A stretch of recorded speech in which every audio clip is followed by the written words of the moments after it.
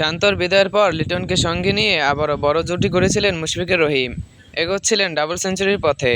দুর্দান্ত ব্যাটিং করা মুশফিক ফিরেছেন লেগ বিফোরের ফাঁদে পড়ে। ইনসুইংয়ে লাইন মিস করেন মুশফিক। বল সরাসরি তার পায়ে আঘাত হানে। রিভিউ দেখা যায় বল লেগ স্ট্যাম্পে আঘাত হানত। ফলে আম্পায়ার্স কলে ফিরতে হয় মুশফিককে।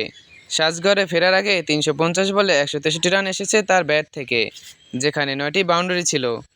মুশফিকের পর আর বেশিক্ষণ টেকতে পারেননি লিটন। 7 বল পরেই ফিরেছেন তিনি। লেগ স্ট্যাম্পের বাইরের বলে রিভার্স সুইপ করতে গিয়ে টপ এজ হয়ে বল উপরে উঠে যায়। কিছুটা এগিয়ে এসে বল গ্লাভসবন্দি করেন উইকেটকিপার কুশল মেন্ডিস। তাতে সেঞ্চুরির সম্ভাবনা জাগিয়েও করা হলো না লিটনের। 123 বলে 90 রান করেছেন তিনি। এর আগে দিনের শুরুতেই ফিরে যান নাজমুল হোসেন শান্ত। আগের দিন 136 রানে অপরাজিত থাকা শান্ত এদিন আর মাত্র 12 রান করেছিলেন। গলে সিরিজের প্রথম টেস্টে অবশ্য বাংলাদেশের শুরুটা এতটা ভালো ছিল না। গতকাল ম্যাচের প্রথম দিনের প্রথম সেশনে 3 উইকেট হারাতে হয়েছিল সফরকারীদের। সেখান থেকে টাইগারদের পথ দেখিয়েছেন দুটো দারুণ জুটি।